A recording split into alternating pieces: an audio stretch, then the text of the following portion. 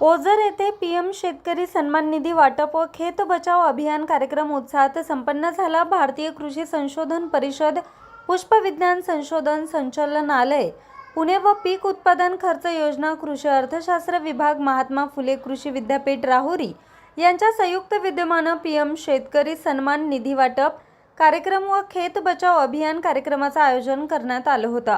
सर्वप्रथम स्वप्नील जाधव, सहाय्यक महात्मा फुले कृषी विद्यापीठ राहुरी यांनी खेत बचाव अभियानाचा उद्देश व महात्मा फुले कृषी विद्यापीठ यांची विकसित केलेली जैविक खते, जैविक बुरशीनाशके, कीटकनाशके याबद्दल माहिती दिली।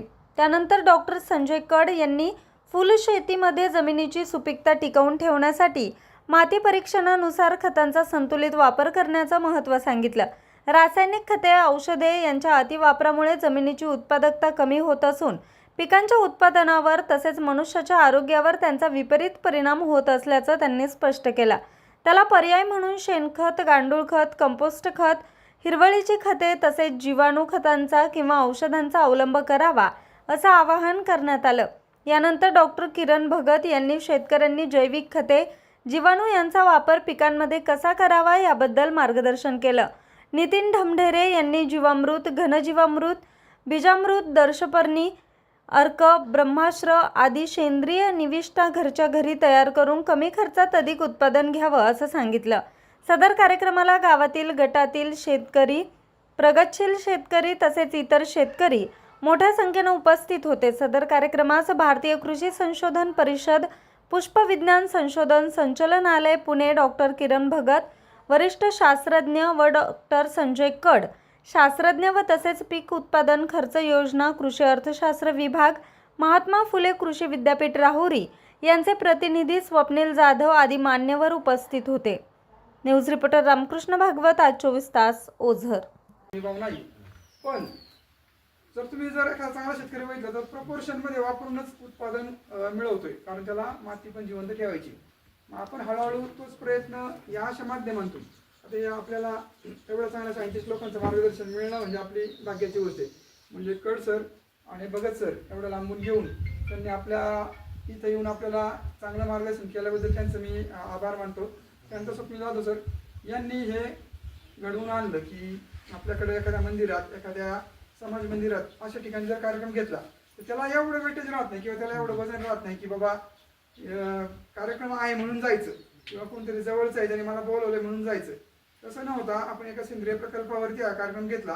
कारण जरी इथले असले तरी काही लोकांना अजून तेवढी माहिती आपल्या इथल्या प्रकल्पाबद्दल, जसं माती परीक्षणाचं सांगितलं, कित्येक लोकांना अजून आपल्याकडे माती परीक्षण चांगल्या प्रतीचं, चांगल्या क्वालिटीचं टेस्टिंग होतं हे माहीत नाही।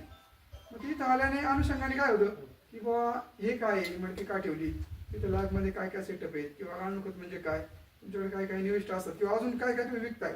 म्हणजे मी काय प्रमोशन करत नाही, पण तुम्हाला त्या गोष्टी ज्या तुम्ही बाहेर आणताय त्या इथून तुम्हाला घेणं सोपं होईल आणि माती श्रीमंत करण्याकरता प्रवास आपला सुकर होऊ शकतो। मी थांबतो, तुम्ही आलात सगळ्यात महत्त्वाचं म्हणजे आम्ही तर ऑर्गनायझर कमिटी होतो, आम्हाला तरी येणंच होतं, पण वेळात वेळ काढून म्हणजे शेतकरी जमा करणं मला वाटतं मनीषाताईंना पण माहिती किंवा सगळ्यांनाच माहिती आपल्याला की खूप कठीण काम की त्यांचं कामाचा व्याप जर आमच्या तालुक्यात बघितलं ना, खूप कामाचा जसं एखाद्या प्लॅनिंग असतं तसं प्लॅनिंग शेतकऱ्यांचं असतं की आज काय शेड्यूल आहे, आज काय ड्रिपने काय द्यायचे, फवारणी काय आहे, किती मजूर येणार आहेत, तोडणी कशी करणार आहेत, बाजारभावाचाही अभ्यास खूप गुंतलेला आहे शेतकरी। तेवढ्या पण याच्यात वेळात वेळ काढून तुम्ही सगळे इथं आले त्याबद्दल तुमच्या सगळ्यांचं आभार मानतो आणि थांबतो। काय घेतली महिलांचा तरी आपल्या इथं ठीक आहे, नॉर्थमध्ये गेलं तर उलटच आहे सगळं, तिथं म्हणजे लेडीज कधीच येत नाही त्यांच्यापर्यंत जाणं, आणि जर त्याच्याबरोबर जर कोणी लेडी आमच्या बरोबर आमची जर लेडी कोणी असेल तरच त्यांच्याबरोबर कॉन्टॅक्ट होतो, अदरवाईज ते जेंट्स समोर कधीच येत नाही त्या महिला, ठीक आहे ना, पुरुषांसमोर कधीच येत नाही।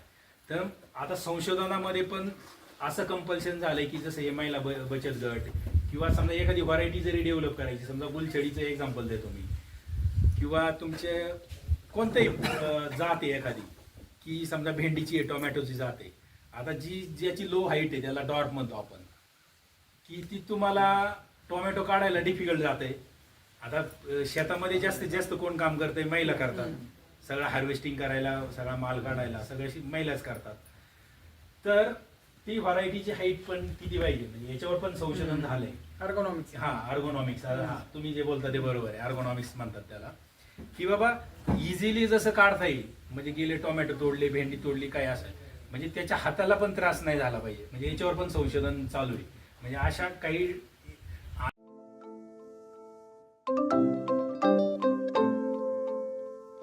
नवनवीन आणि ताज्या घडामोडींसाठी आज 24 तास सबस्क्राईब करा. त्याचबरोबर बेल आयकॉनवर क्लिक करा आणि मिळवा आमच्या बातम्यांच्या नोटिफिकेशन्स. तसेच आज 24 तासची प्रत्येक बातमी आपल्याला कशी वाटली हे कळवा. लाईक करून, कमेंट करून आणि आमच्या बातम्या शेअर सुद्धा करा.